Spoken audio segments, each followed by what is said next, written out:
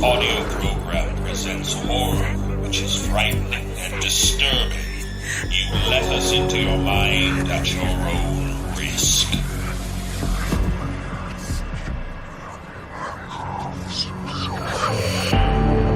As the sunlight fades to darkness, the frightful tales creep into your mind. It's time to give in to your fear, because tonight there will be no sleep. Brace yourself for the No Sleep Podcast.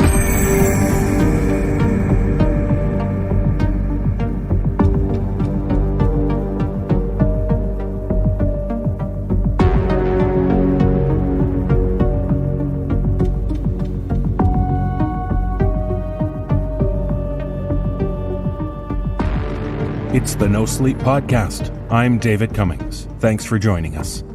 On the show this week, we have 5 tales about suspicious students, repulsive releases, and filthy functions. It's August, and you know what that means. It means it's time for me to tease you. We have a contest starting soon, and you'll need to keep your ears open for this one. Both ears, in fact. You'll be hearing about it in upcoming episodes, so that's all I'm going to say for now. Like I said, it's a tease. But I'm not teasing about the tales we have for you now, so let's fire up that old VCR. Because the tape is in the machine, the stories are ready, so let's press play.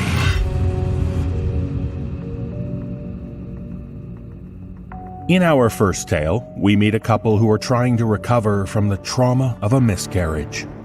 But as author Blair Daniels explains, despite all evidence to the contrary, it seems life finds a way, and the pitter-patter of little feet might not be far off. Performing this tale are Alexis Bristow, Nicole Goodnight, Mike Delgadio, and Erica Sanderson. So get the nursery ready as soon as you can exclaim, "I felt the baby kick."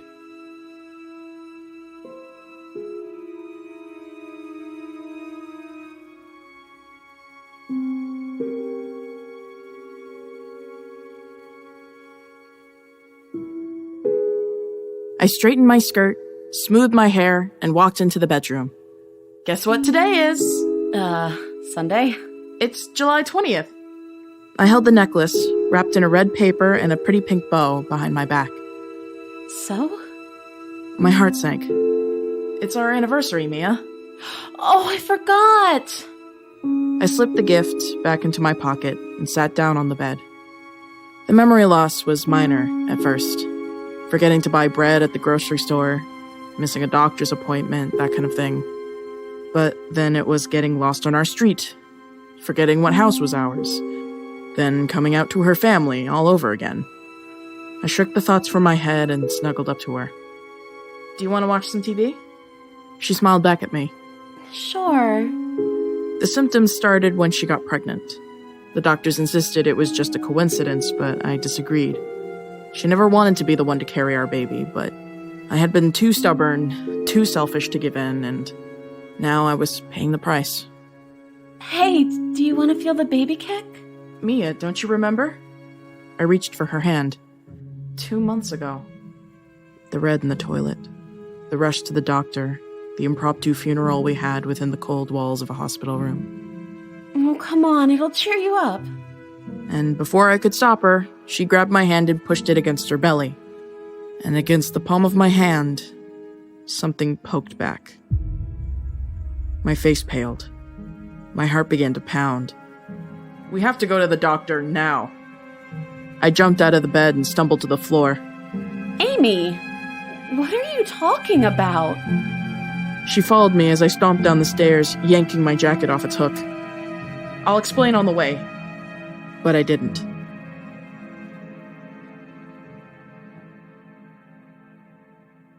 Dr. Ambrose paced the room and handed her a small strip of paper.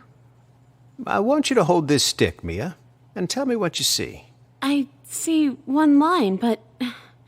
Dr. Ambrose, why am I here? Is the baby okay? What you're holding is a pregnancy test.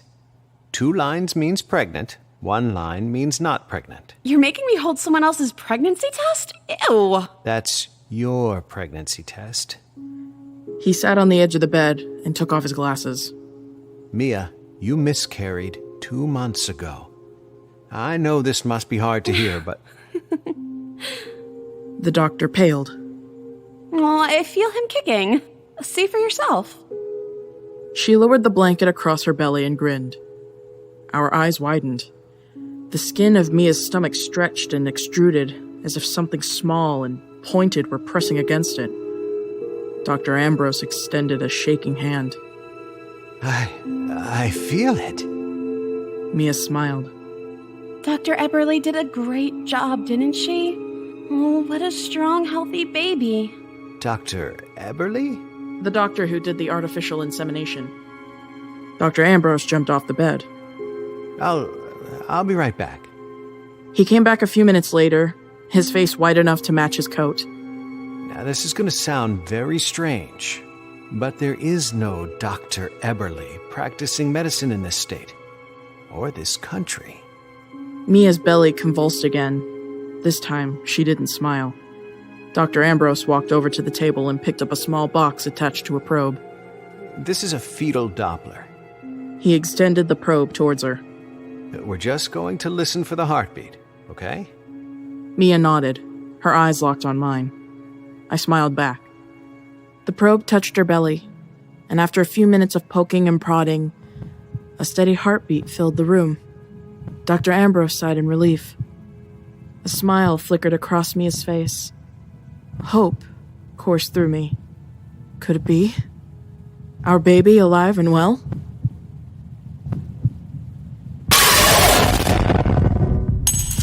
Dr. Ambrose dropped the probe. It bounced off the bed and clacked onto the floor. Then he ran to the door. Mandy, get in here. Mia turned to me. What was that? Just the heartbeat. But it sounded like scratching, like when Pebbles sharpens her claws. I didn't hear it. An ultrasound technician rushed in, rolling a heavy piece of equipment across the tile floor. They're just going to take a quick peek, okay? I could hear the quiver in my voice. Mia looked back at me with fearful eyes. Is the baby okay? Yes, the baby is fine. She smiled at me, a warm, beautiful smile, and I faked one back. This is gonna feel cold, okay, honey? The technician squirted jelly onto Mia's abdomen and then applied the probe. An image appeared on the screen, gray lines and curves, sweeping through swaths of black. I leaned forward, trying to make sense of the image, but it was so jumbled. There's the head. A round object appeared on the screen. It looked remarkably like a normal baby's head from the ultrasounds I've seen online. I breathed a sigh of relief and squeezed Mia's hand. The technician moved the probe down. A mess of pointed, sharp lines. Not the natural curves of tiny little arms and legs, not cute miniature hands and feet. Not anything that looked remotely human. My God. And then the screen went black. The technician fiddled with the dial. That's so weird. It just stopped working. Let me try to... It's okay, Mandy. That's all I needed to see. Dr. Ambrose began walking to the door and motioned for me to follow. The hallway was cold and quiet. The footsteps of patients, the murmur of the nurse's station were muffled and distant. Mia's in danger. My heart began to pound. I felt the tears burn in my eyes. The hospital spun around me. If we act quickly, we can save her. Dr. Ambrose adjusted his glasses. We have to remove it as soon as possible. Remove? You mean kill? Well, yes, it would die in the process. I turned to the window. Mia was lying on the bed, one hand on her belly, smiling, and I could hear through a door a muffled lullaby. I felt the tears rolling down my cheeks. If that's the only way, then I guess we have to. Whatever it takes to save her, I can't lose her. I love her so much. So fucking much. He turned, as if looking away from me could somehow staunch my grief. I stood there, sniffling back my tears as he began to walk down the corridor, shoulders slumped under unseen weight. Wait, Dr. Ambrose. The ultrasound. Have you seen anything like that before? He didn't look back.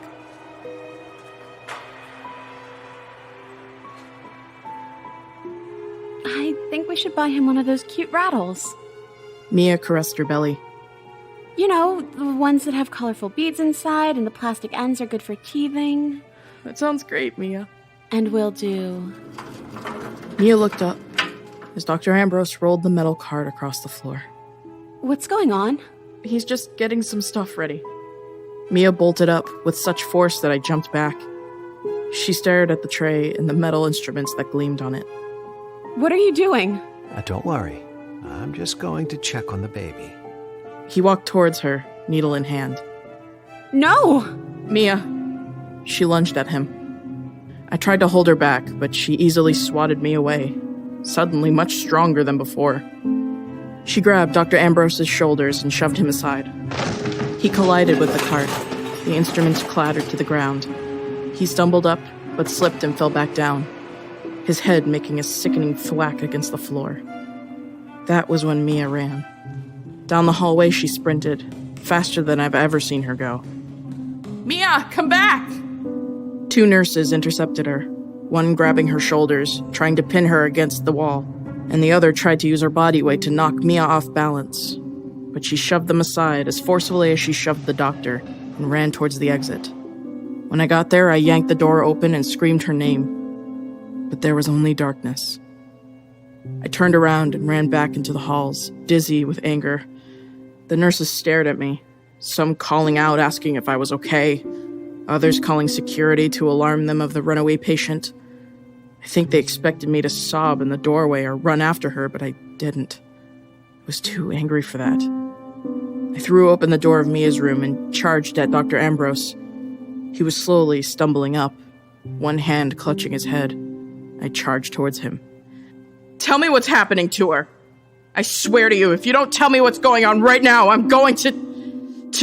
Going to what? I can have security escort you out of here in the blink of an eye. I eyed the knife on the ground, but thought better of it. I'm going to sue your ass for malpractice if you don't tell me what the fuck is happening. There are things at work here, Amy. Things you couldn't understand. Couldn't understand? What? Why? Because I don't have a fancy medical degree? Because I'm just some dumb broad? What? My voice crumbled into sobs. This is my wife we're talking about, Dr. Ambrose. The woman I've been in love with since I was 19 years old. The woman that was worth being kicked out of my own house for.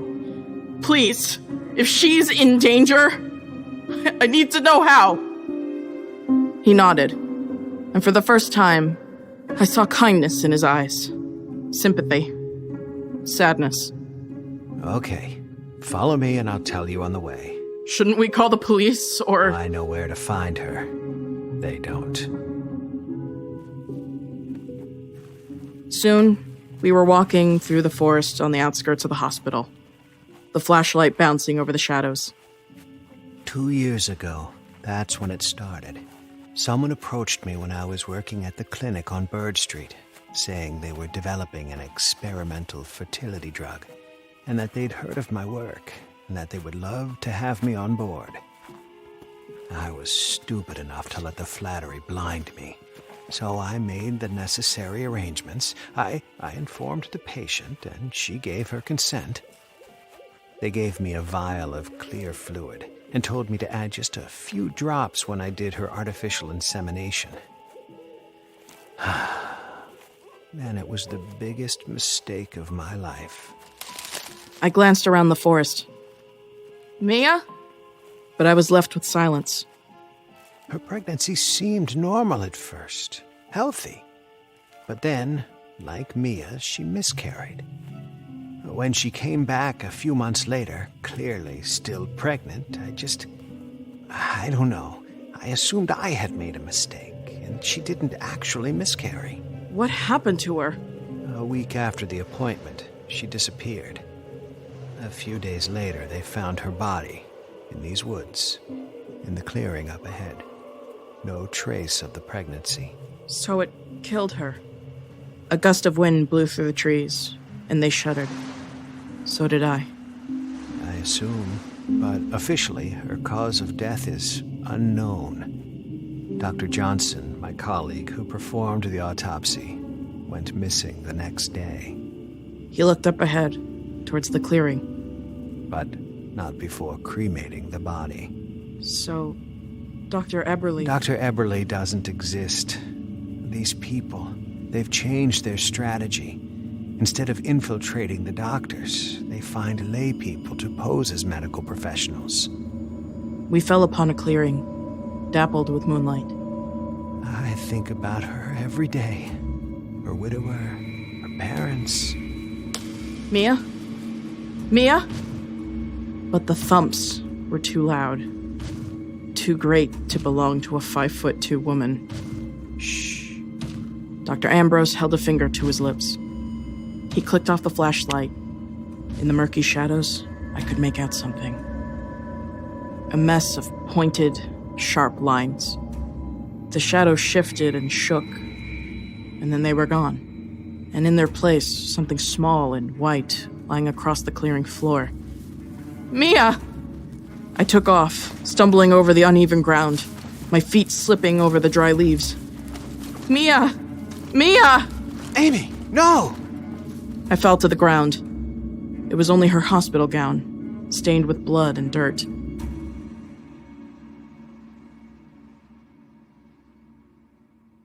The police found Mia the next day. She was wandering the outskirts of the forest, naked, bloody and bruised, but alive. So back to the hospital we went. She's fine. Dr. Ambrose tucked the blood pressure cuff away. There's not a thing wrong with her, save for the, He trailed off and gestured to the mix of dirt and blood caked on her face. Mia grinned.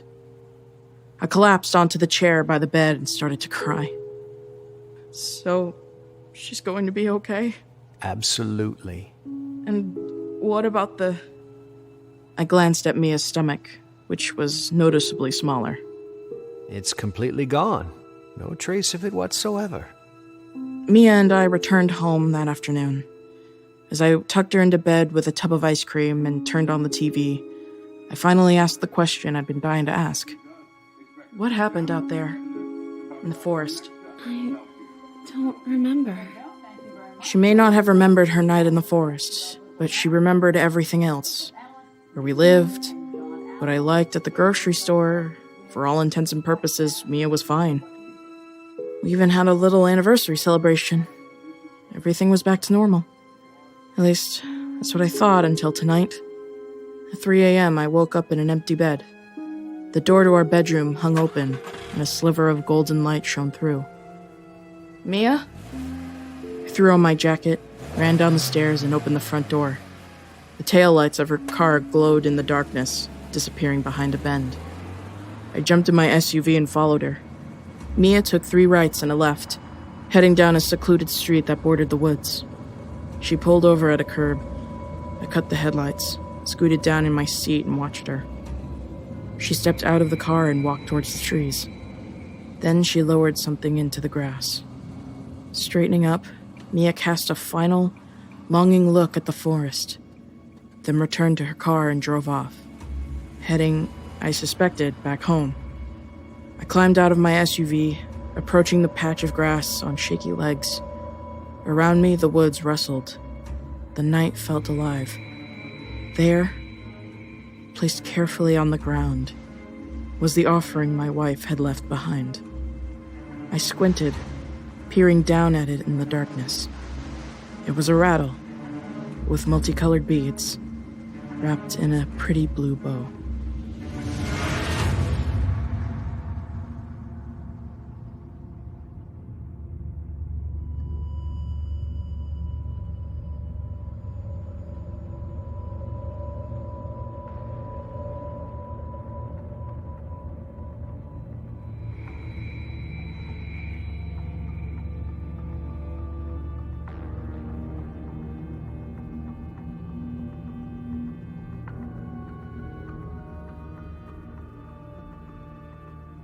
Being a school teacher is a difficult and often thankless job, but being a substitute teacher can be even worse. Just ask author Jen Marshall. She shares how one teacher was filling in for a class with some highly imaginative students, including one student who wasn't there at all. Performing this tale are Jessica McAvoy, Ellie Hirschman, Erin Lillis, Nicole Goodnight, Jessie Cornett, and Nicole Doolin. So teach the children well and let them show you a person in the rain.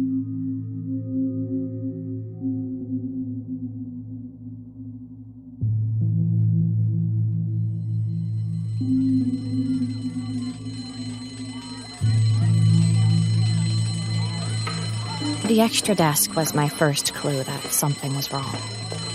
Nobody was sitting in it, and it wasn't on the seating chart.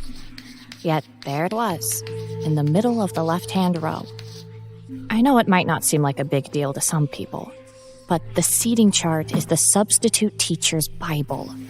A life preserver in a sea of similar names and children who all look essentially alike. If it's not on the seating chart, it's a problem.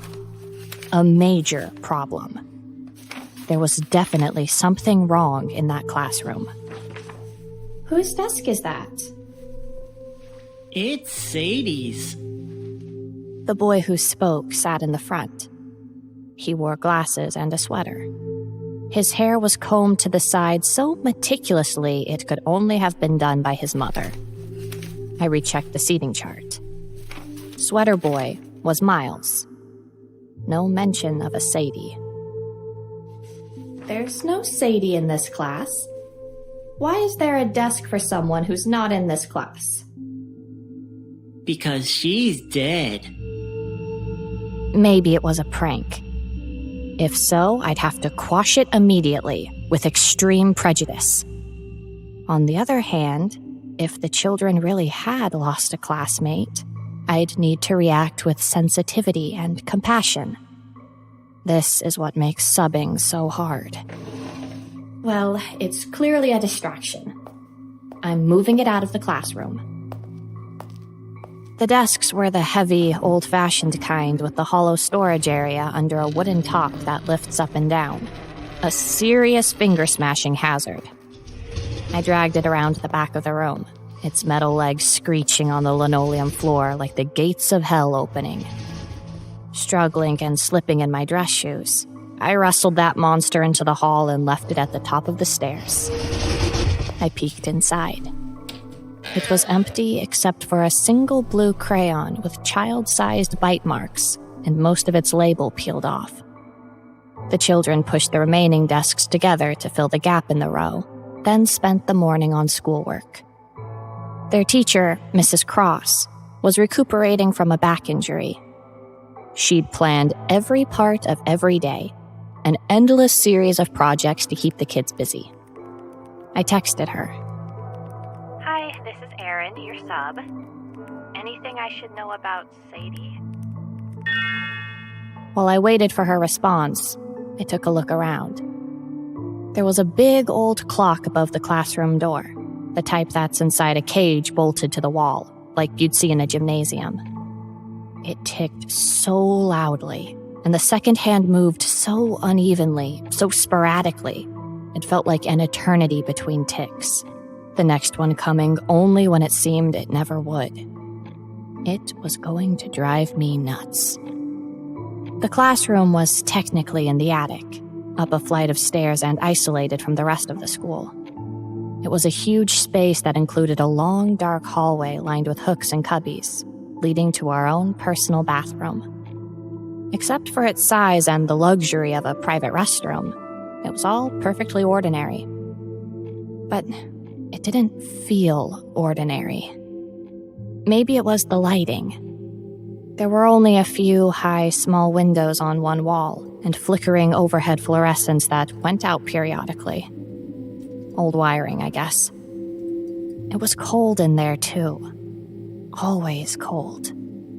The place just felt off, like writing with your non-dominant hand, or how it feels when you touch something wet that's not supposed to be. Attempts had been made to spruce it up, of course. A carpet with a cheerful hopscotch pattern ran the length of the hallway to the bathroom, and a mural covered the rear wall of the classroom. Floor-to-ceiling butcher paper the kids had decorated with colorful drawings. Still, these small improvements were negligible, like trying to soak up a flood with a hand towel. When the bell rang for lunch, we went to the cafeteria and then to the playground for recess. The children ran around while the teachers looked at their phones. We weren't allowed to use them inside the school. When I was growing up, teachers used to smoke during recess, so I suppose this is an improvement. Mrs. Cross had texted back. Students will work on projects I planned. No need to do anything else. I replied. What about the extra desk? Miles says it belongs to Sadie. Mrs. Cross. Furniture not our problem. Contact custodian. Great. Evidently, Mrs. Cross wasn't going to be helpful. And to make things worse, when we got back from recess, someone had moved the empty desk back into our classroom, put it right back in its spot in the middle of the left-hand row. What the hell? Who moved that desk back in here? The custodian? The voice belonged to a girl whose name I thought was Emmeline. Possible, but unlikely. How would he have known where to put it? No, it had to be students, which meant it was definitely a prank. Anxiety gripped my stomach. I think it was someone in this room. Does anyone want to tell me about it?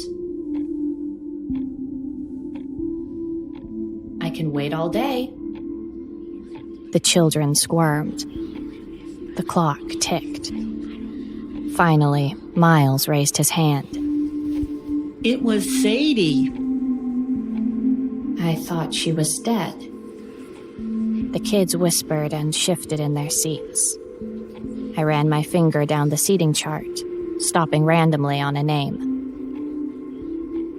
Emma? We're not supposed to talk about her. Why not? Because she's a ghost. My phone buzzed. I instructed the kids to continue with their projects. It was another text from Mrs. Cross. Miles is gifted. Be careful with him. In college, I majored in education with a minor in psychology, so I knew all about gifted children. Basically, they're smarter than you, and better than you in any number of unimaginable ways. This one could be a musical visionary, an artistic prodigy, or a charismatic manipulative genius. That one might have a supernatural memory, or know physics like most people know breathing. You can never tell what you're dealing with. Just before class ended, I called Miles up for a private chat. Gifted children need recognition, encouragement, and the opportunity to share. Thanks for telling me about Sadie. Was she your friend? Certainly not. She's a dreadful girl. Besides, she died ages ago. What happened to her? Miles rolled a pencil back and forth on my desk, watching it. Don't be afraid, Miles. You can tell me anything. He stopped the pencil. Will you believe me no matter what? Yes, I trust you. I know you wouldn't lie. A huge smile spread across his face, but he turned away quickly to hide it from me. That's how boys are, you know, always trying to suppress their feelings. When he looked back at me, all the tension had left his features. He almost looked happy. May I have a snack, please? Mrs. Cross keeps my preservative-free fruit leathers in the large bottom drawer. I eat one whenever I feel the effects of energy depletion. The drawer was stocked with a zillion packets of food designed for every dietary need. Gluten-free, nut-free, sugar-free, fat-free, you name it. I handed Miles a nasty-looking fruit atrocity. He nodded briefly before regaining sufficient energy to continue. Sadie was an angel in the school play. When it was over, she forgot to return her candle to the prop room. Miles took another bite and looked thoughtful. Isn't it strange how everyone assumes angels have candles? The idea is absurd. I nodded like I had an opinion on the matter. Anyway, she took her candle to the attic where they used to keep the props, and she got locked in. It was dark as a black hole. There weren't any windows yet. She couldn't see anything, not even how to turn on the lights. What happened to her? She died. Right here in this room. It used to be the attic. Did you know? That's so sad. Well, she shouldn't have been running off by herself, should she? Unpleasant things happen to children who wander. I guess that's sometimes true, but I don't think... The janitor found her curled up on the ground, still wearing her angel costume and holding the candle.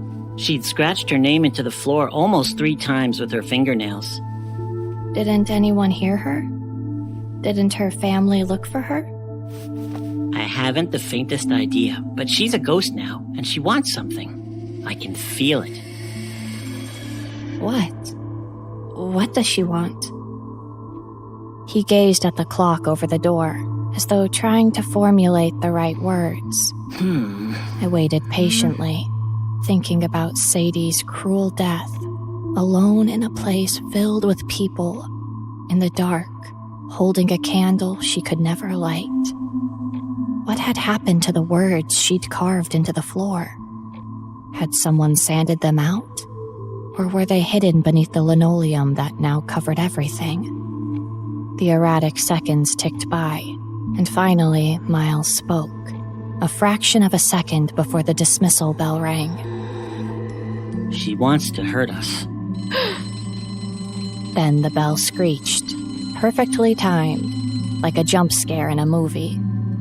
I almost wet my pants. Miles grinned. The kid had a flair for the dramatic. Before he left that day, he gave me a secret hug. Thank you. It was one of the proudest moments of my teaching career.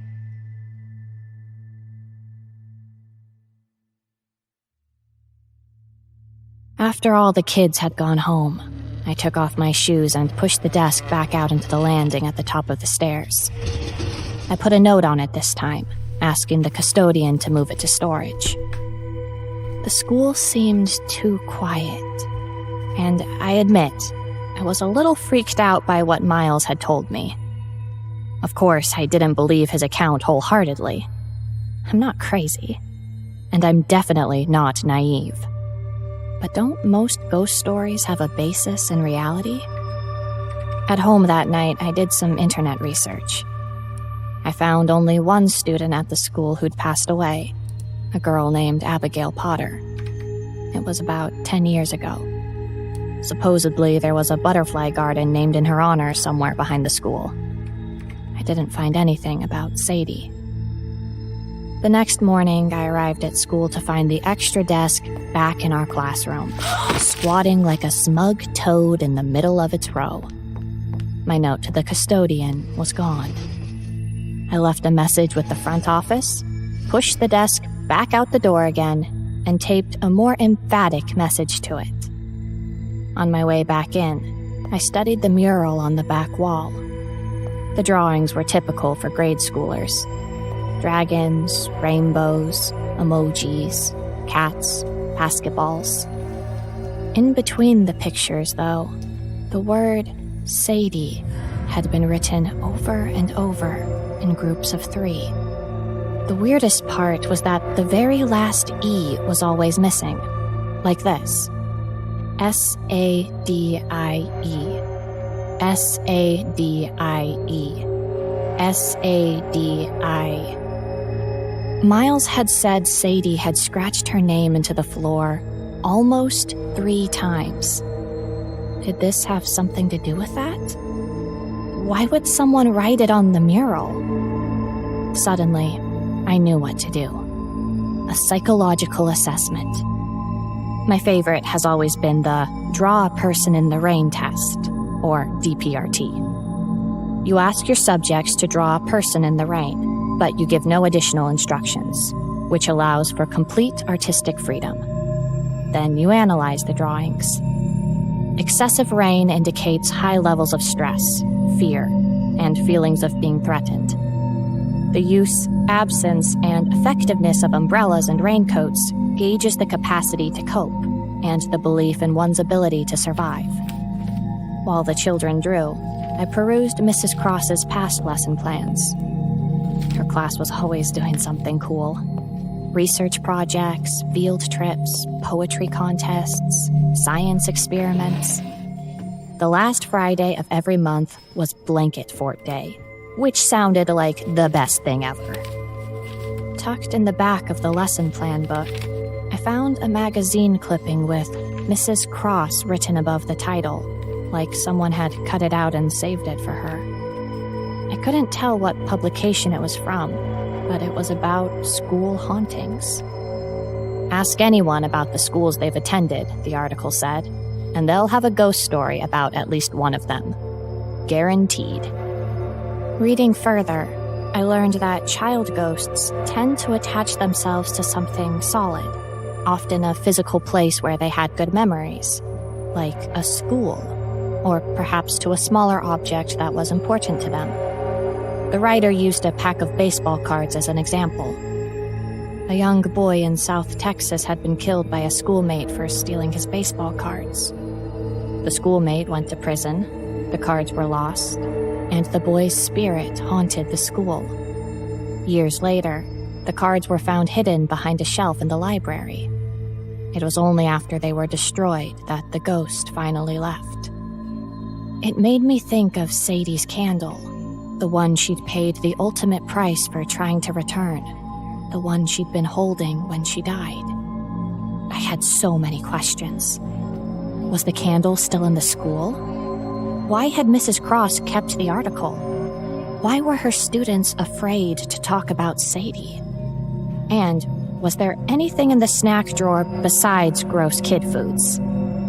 I dug through the snack stash again, hoping I'd overlooked something, like chocolate.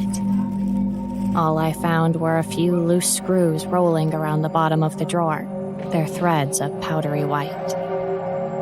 Miles got up to use the pencil sharpener mounted on the wall. The kid never moved his arms when he walked, just kept them tight to his sides, his back stiff and straight. He looked like a serial killer in a movie. When he stuck his pencil into the sharpener, there was a deafening crash. It took a moment to understand the sound had nothing to do with Miles. It was the clock. It had fallen off the wall along with its metal cage, shattering on the floor.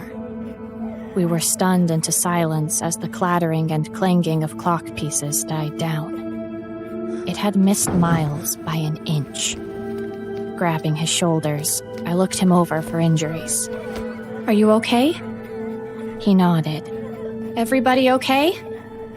The rest of the children cowered like trapped rabbits, their eyes huge. The clock was obliterated, fragments everywhere. All that remained on the wall were powdery plaster holes where the screws had been. How'd that happen? It was Sadie. It was Miles. Emily pointed an accusing finger at him. When he looked at her, she crossed her arms and stared at the floor. "Do you mean Miles made the clock fall?" Emily shrugged, keeping her eyes down. She thinks I made Sadie come. She thinks it's my fault. Like Abby. I was 98% sure there was no Abby in the class, but I couldn't look at the seating chart again. The kids would think I hadn't learned their names yet. We're not supposed to talk about that. The wailing boy was one whose name I didn't know. Other kids were sniffling, progressing swiftly toward crying. "Okay, class. Hand in your drawings. It's time for PE." I glanced at the clock before remembering it wasn't there anymore. Everything is fine, I promise. That turned out to be a huge lie. Remember how the DPRT is a reflection of mental state? Well, judging from their drawings, those kids were anything but fine. They'd drawn deluges, thick black scribbles of torrential rain, lightning, floods, leaking raincoats, broken umbrellas, hair sodden and stringy and soaked, eyes squeezed shut against the downpour. Their results were off the charts. Astonishing stress levels. An alarming inability to cope. Authentic fear. All of them. Luckily, with my background and training, I knew how to help them. The smile box. I'd invented it for my final grade in applied classroom child psychology. It was a wooden box covered in cheerful wrapping paper, with a mail slot at the top, and a small locked door in the back. Kids could confidentially share their secrets, comments, and questions by putting them in the box. Open communication without repercussions. That's the smile box way. Ever since I'd started at the school, I'd felt I had a higher reason for being there. Like there was something I was meant to do. Now I knew. It wasn't to watch the kids complete project after project. It wasn't even teaching. It was healing. We were going to establish trust, conquer fears, and rebuild stability. By the time Mrs. Cross came back, the children would be so happy and carefree, she wouldn't even recognize them.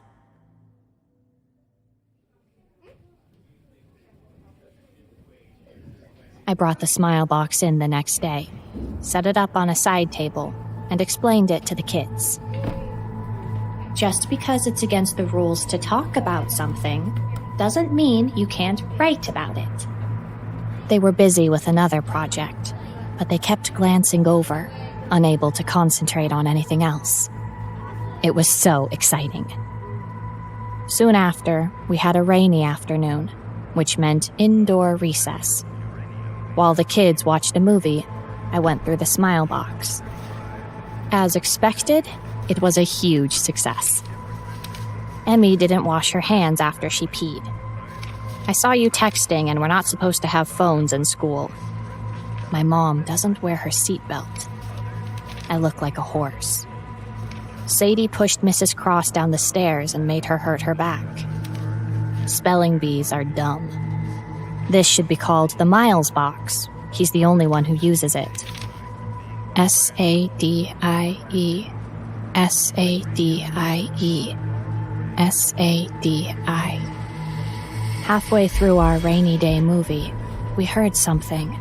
A stomping noise. Like someone hopscotching on the carpet in our back hallway.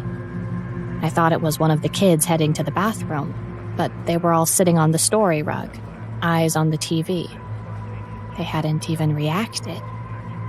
When we heard it again a few minutes later, I stood up so quickly my chair shot out and hit the wall behind me. The children jumped and looked at me, startled. Pieces of chalk fell from the chalkboard tray to the floor. Moving swiftly across the room, I paused next to the opening to the back hallway. The children watched. The overhead lights blinked, went out, came back on again. I could hardly stand it. That hopscotching, the rhythmic pounding sound, a thumping cadence like the throbbing and pulsing of a horror movie victim's heart. Taking a deep breath, I swung around the corner, prepared for anything. But there was nothing there. The hallway was empty. The sound had stopped. Continuing to the bathroom, I flung open the door, flipped on the light. Empty. I hurried back to the classroom, ignoring all the coats hanging on hooks. I know I should have checked behind them, but I couldn't. They looked too much like children standing in a row, with a little girl in an angel costume among them. I told the kids it was nothing when I returned to the classroom, but they'd already turned back to their movie. The only other employee at the school even close to my age was Holdorf, the art teacher. Nobody called him Mr. Holdorf, not even the kids. It was just plain Holdorf. Every day he wore tan corduroys and scuffed brown shoes with thick rubber soles. Unattractive but silent. Teacher shoes. Holdorf kept a lumpy clay heart paperweight on his desk. It was glazed shiny red with veins and arteries like a real human heart, but one made by a child. I could never stop playing with it whenever I went to his classroom. Don't break my heart. He'd wink as he said this. He laughed when I told him everything that had been happening. Sadie's back, huh? You've heard of her? Is she real? There was a girl named Sadie who died in the school a long time ago. So in that sense, yes, she was real. Once. But there's no evil angel ghost with a revenge curse. That part is decidedly not real. Revenge curse? The thing about writing her name, you know. I shook my head. Holdorf explained while doing the wide-eyed arm-waving people do to sarcastically indicate something mystical. Writing her name 3 times opens the door for her to come into our world. And once she does that, she will kill us all. Because it's not fair that we get to live and she had to die. That's scary, Holdorf. He leaned forward in his chair. It's not real, Aaron. The kids are playing a joke on you. You know that, right? No way. They're not faking this. They're afraid. You can't argue with the draw a person in the rain test. We've had Sadie stories in this school forever. Why would the kids suddenly be scared now? Maybe nobody ever listened to them before. Look, who told you about Sadie first? Holdorf rubbed his eyes. Was it Miles? Yeah, so? There's your culprit. You smelt it, dealt it, Aaron.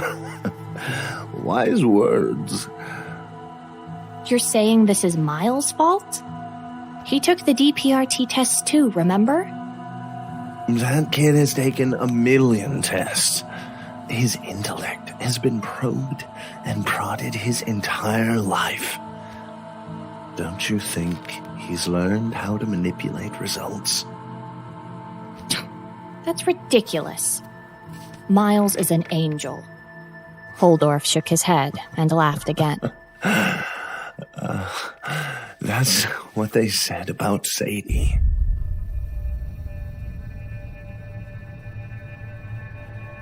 After school, I sat in my darkening classroom thinking and watching the sky turn pink through the line of high windows. Blaming Miles seemed ludicrous, like accusing a bunny of killing a wolf. Just the other day, he'd given me a fossil he'd found. He wanted to be a paleontologist when he grew up, and he said he was going to name a dinosaur after me. Does that sound like someone who would deliberately trick a teacher? I pulled Miles's DPRT drawing from the stack. Truly, it was the most distressing of them all. Every inch of paper was obscured by blue scratches that I assumed represented driving rain. There was no discernible person, no raincoat, no umbrella. Poor Miles. Poor baby. And yet, he was a strange little duck, with his antiquated speech patterns and his psycho-killer walk. And he had known an awful lot about Sadie. Plus, he had the means. He was regularly excused from class to participate in gifted activities. And he was always skipping recess or staying after school unsupervised, working on specialized assignments. I imagined him roaming the halls at night, stopping by our classroom for a snack. Before I could stop myself, I went over and searched his desk. And the first thing I found broke my heart. It was a baggie with a pair of tighty-whities sealed inside. Written on the outside was, "Put me on in case of pee-pee emergencies. Love, Mother. XOXOXOXOXO." Oh, Jesus, Miles, I thought. You can't keep this in your desk. If bullies saw this, they would eviscerate you. I spun around a few times, unable to decide what to do. The whole time holding that baggie with its terrible first-person message from the underwear's point of view, but signed by his mom. Finally, I put it back, sliding it all the way down to the pencil graveyard at the bottom. Some people might interpret that baggie as an indication of an unnatural mother-son relationship. Not me. I don't buy into that Norman Bates nonsense. All it proved was that Miles was a guileless, unsophisticated boy with a disturbing lack of self-preservation skills. How could he be messing with me when he didn't even realize how severely he was already messing with himself? It exonerated him in my book. Holdorf was wrong. As I lowered the desktop, I saw something familiar. A blue crayon with a few chomp marks and part of the label peeled off. Had Miles taken it out of the extra desk? No, that was silly. Every grade schooler in the country probably had one just like it. I checked the smile box next. It was full. I sat on the story rug and pulled out all the notes, giddy like a kid with her Valentine's box. It didn't last. Each piece of paper had a single word written on it. Sadie. Except for one, and that was even worse. Abigail Potter, victim of slaughter, fell off the slide and broke her neck and died. She wrote that name 2 times plus 1, and that's why her worthless life is done. Was this the Abigail Potter of the eponymous Butterfly Garden? Was she one of Sadie's victims? I thought back to the day the clock fell and Emily mentioned someone named Abby. Was this the same girl? I texted a picture of the ghoulish poem to Holdorf. He replied, Abby was a student at our school, maybe a decade ago.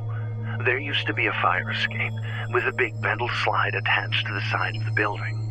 Nobody was supposed to use it, but kids always played on it after hours. One night, Abigail fell off and broke her neck. She passed away a few days later. Horrible. All of it. I shivered, remembering an earlier smile box message, the one about Mrs. Cross, and how Sadie had pushed her down the stairs. The next morning, we received a visit from Principal House. Knock, knock. She breezed in. The children sat up straight as she strolled through the classroom, picking up items from their desks, examining them, and setting them back down. I hear we've been having some mysterious occurrences. Damn that Holdorf, the traitor. He must have told her. The kids have been a little scared. We heard strange noises. Children, have you been frightened? No, ma'am. Have you heard strange noises? No, ma'am. I couldn't believe it. They were traitors too. Principal House looked at me with exaggerated curiosity. It was a thumping sound coming from the hallway. Well, this is an old building, so I suspect you've been hearing the pipes. It didn't sound like pipes. Water pipes. Heating pipes. She stared at me, her features perfectly still except for one eyebrow, which went up slightly. It's impossible to disagree with a face like that. Then again, it's natural for pipes to clang and bang in an older building like this. Principal House gave me a big smile. She turned to the class. Children, as you are well aware, there is a sad and misguided fiction in this school, passed down from generation to generation. A hoax used to frighten new students and more gullible faculty members. We must refrain from indulging in such frivolous nonsense. Ghost stories have no place in an institution of learning and will not be tolerated. Do I make myself clear? Yes, ma'am. When she left, I followed her, closing the classroom door behind me. We stood at the top of the steps. Did Mrs. Cross fall down the stairs? Is that how she hurt her back? Yes. It happened right here. She gestured toward the stairwell. What a nightmare. She landed halfway down, but we couldn't move her. Liability issues. We had to wait for the EMTs. What happened? Did somebody push her? Goodness, no! What an awful thing to suggest. There was jostling, certainly. Some accidental bumping with all the children going downstairs to lunch. That's why it's so important to always walk single file. Single file, not a pile. That's my motto. One by one, walk, don't run. Principal House gave me a look of grudging admiration. No more ghost stories. She pointed at me before heading down the stairs. No, ma'am.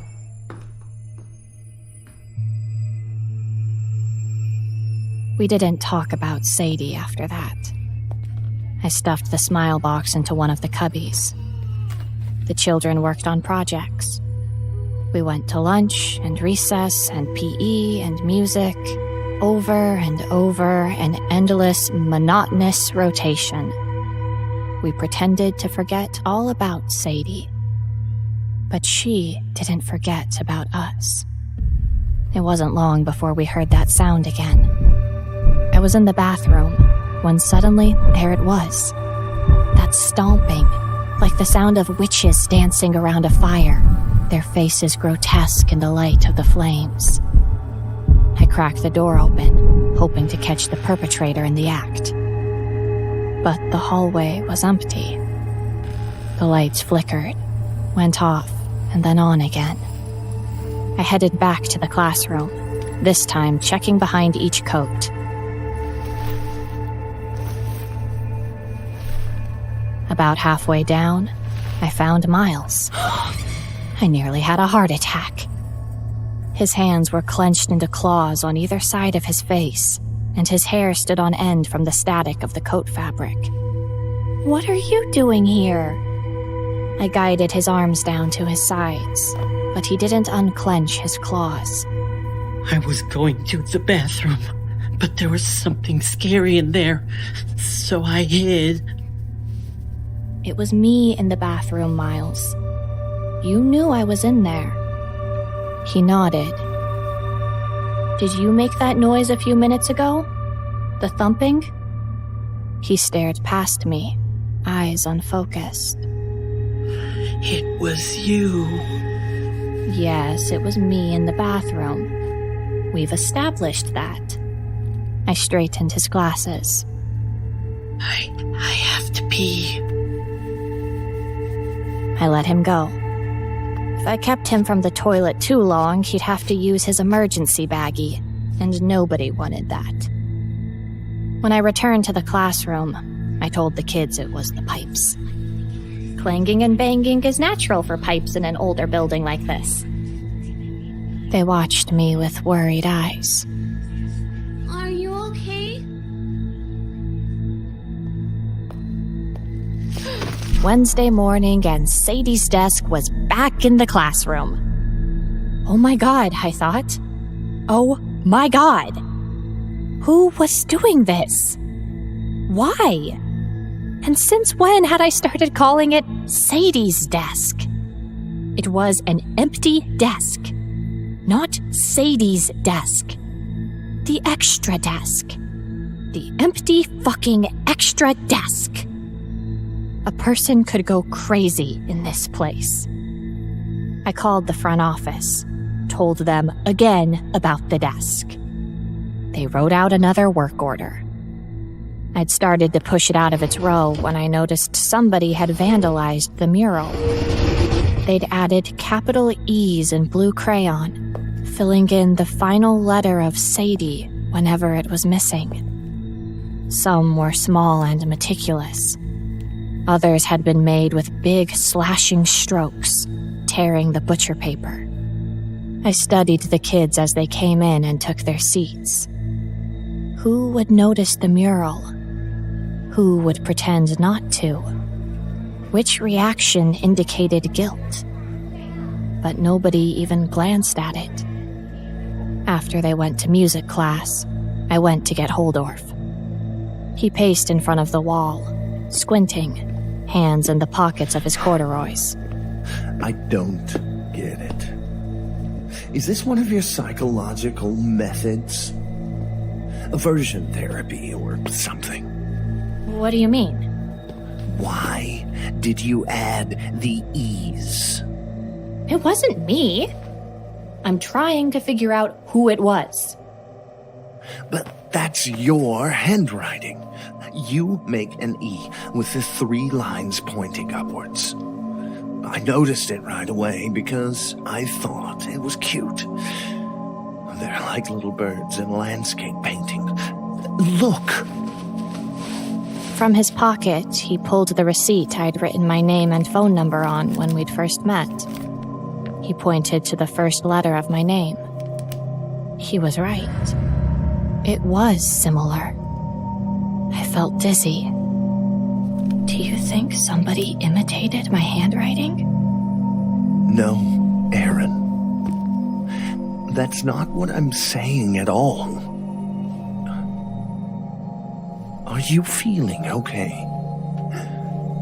Maybe you should lie down. No thanks. I'm kind of busy here. He watched me for a moment too long. Oh, I get it. This is a joke, right? Why would it be a joke? Because you did this, Aaron. What a condescending bastard Holdorf was. I should have noticed earlier, back when he'd tattled on me to Principal House. Not to mention how creepy it was that he kept that receipt in his pocket. Did he have an unhealthy fixation on me? Maybe he just never washed his pants. And he was acting like I was the crazy one? Yeah, I was kidding. Haha. Thanks for your help, Holdorf. You're the best. He lingered indecisively, hands in his pockets again, probably fondling my phone number. I steered him out the door to the top of the stairs.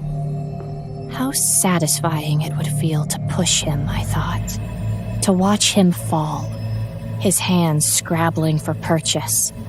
To hear his scream, his snapping bones. Instead, I let him walk away, his rubber sole teacher's shoes squeaking, not nearly as silent as he thought. I sat on Sadie's desk and studied the defaced mural. The children couldn't have done that. They were too afraid. But could it really still be a prank? It was such a stupid risk. First, there was the danger of getting caught. And second, why gamble with the possibility of accidentally releasing an evil ghost child into the school? It's like stepping on a crack or walking under a ladder. If you have the choice, why not avoid it? I tore the mural off the wall. It came down in long, satisfying strips. Then I went back and shredded it some more, separating each blue E from the rest of the name. Halfway through, I stopped, immobilized by a thought. Had Sadie done this? Had she figured out a way to finish her own name and bring herself into existence? No, it didn't work that way. Take Bloody Mary as an example. Supposedly, she'll appear if you repeat her name while staring into a mirror in a darkened room. But she can't say her own name to make herself appear. If that were the case, Bloody Mary would be popping out willy-nilly in dark bathrooms around the world. Of course, I realize it's not a perfect analogy. I'm not crazy. I know Bloody Mary isn't real.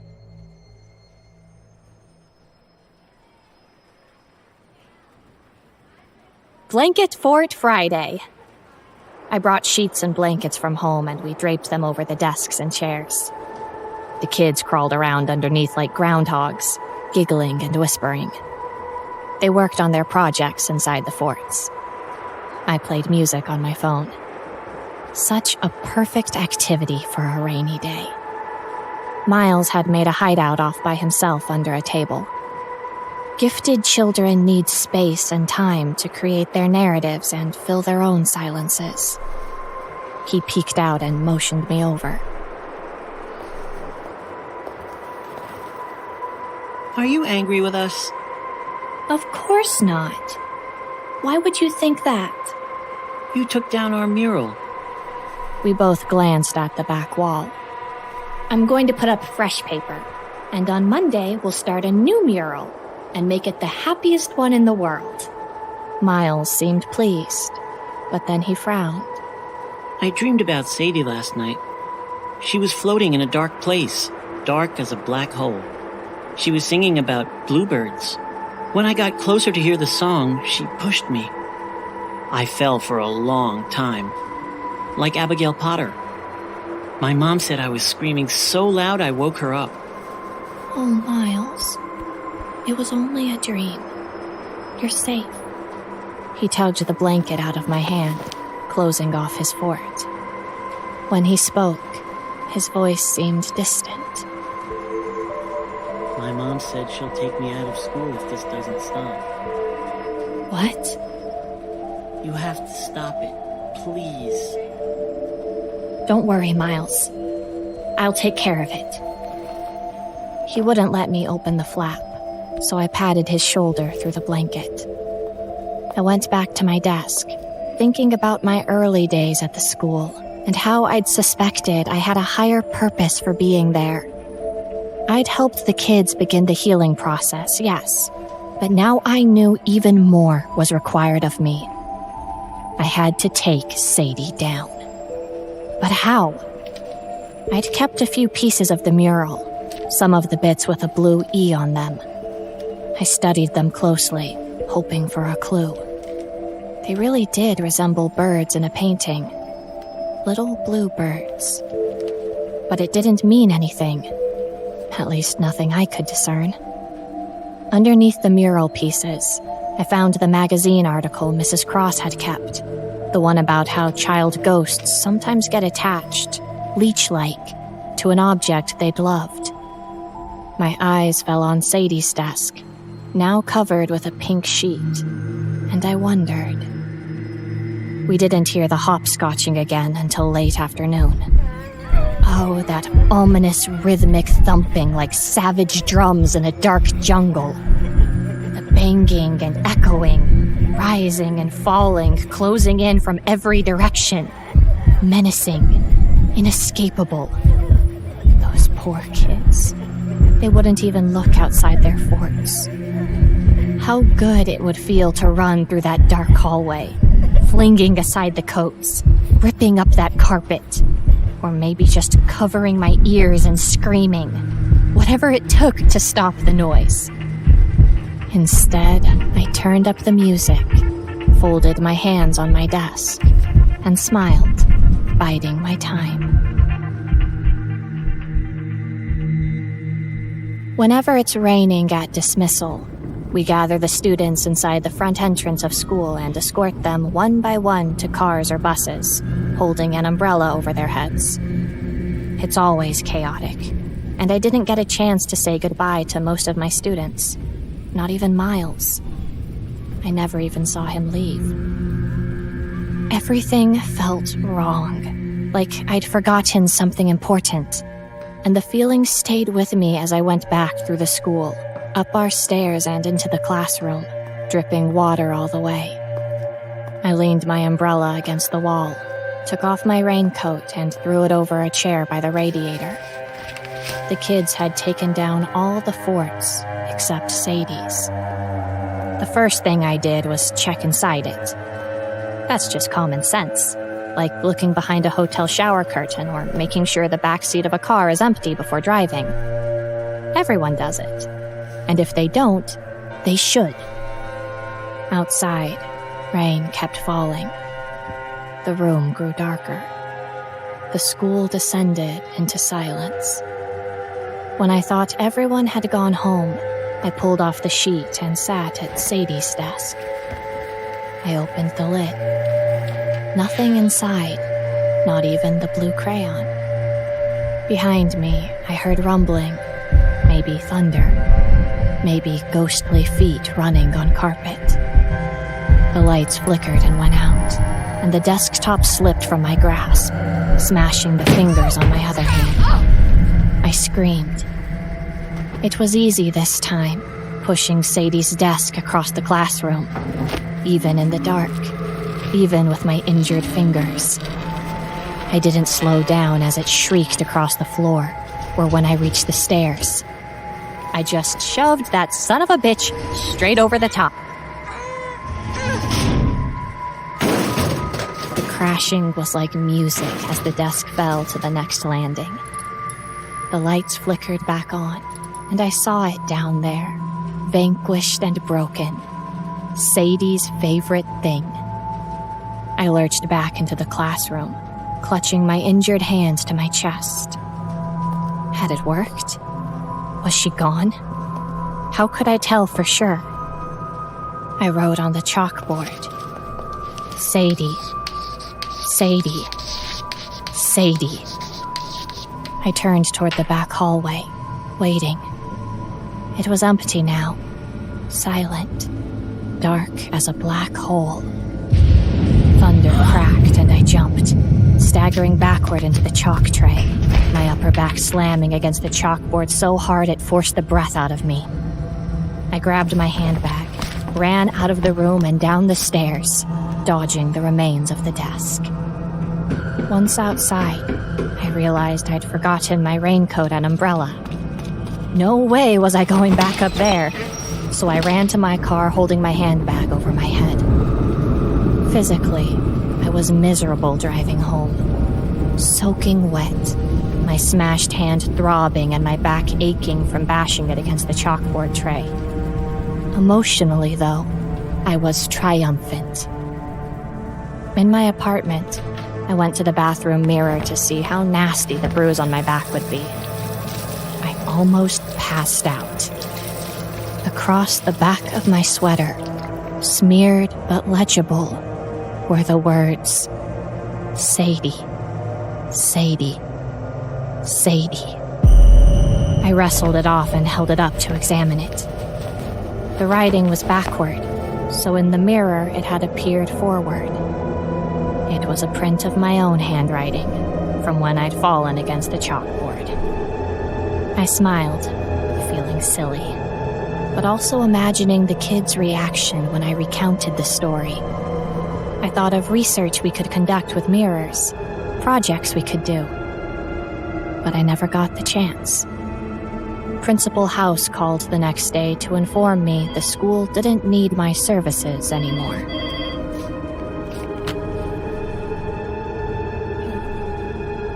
The children are frightened. We've received complaints. I know, but I fixed everything. I took care of it. They won't be scared anymore. The children will be speaking to a psychologist. If I may, I'd like to suggest you do the same. I closed my eyes. Sometimes I wondered if I'd made things worse. What if destroying the desk hadn't worked? What if Sadie was still there, unfettered and free? I wouldn't be there anymore to protect the kids. What would they do without me? I pushed the doubts from my mind. I'll pack up your belongings. You may pick them up from the front office during school hours. Please do not contact the children. I didn't go right away. I couldn't deal with it, I guess. Then, last week, I was digging through my handbag for a cough drop, and I found a blue crayon. Label peeled off. Teeth marks. It reminded me of Miles. So I finally went to the school and got my stuff. Everything had been neatly packed into a cardboard box. Raincoat, umbrella, notebooks, sweaters, and the smile box. There was something inside it. I unlocked it, pulled out a folded piece of paper, and opened it.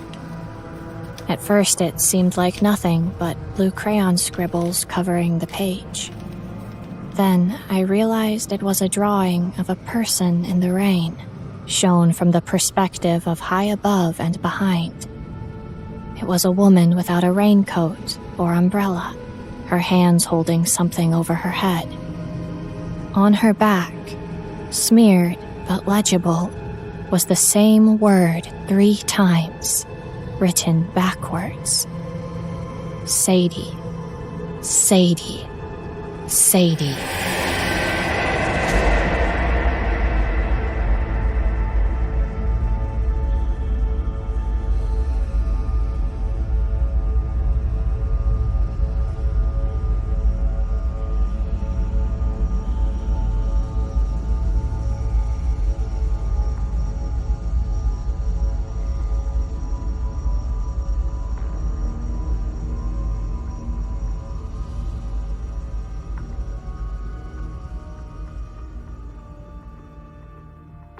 Going through the pain and rejection of a bad breakup can be a horror story in and of itself. But author M.J. Pack adds fuel to the emotional fire. In this day and age, when exes have passwords and access to certain accounts, revenge can descend with a few taps and swipes, but the consequences can be more than virtual. Performing this tale are Mary Murphy, Addison Peacock, and Armin Taylor. So take heart, love isn't always lost. Sometimes it's a match.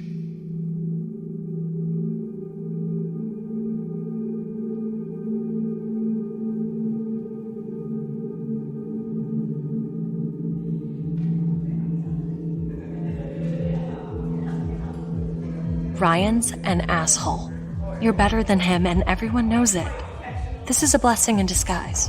That's the stupidest thing I ever heard.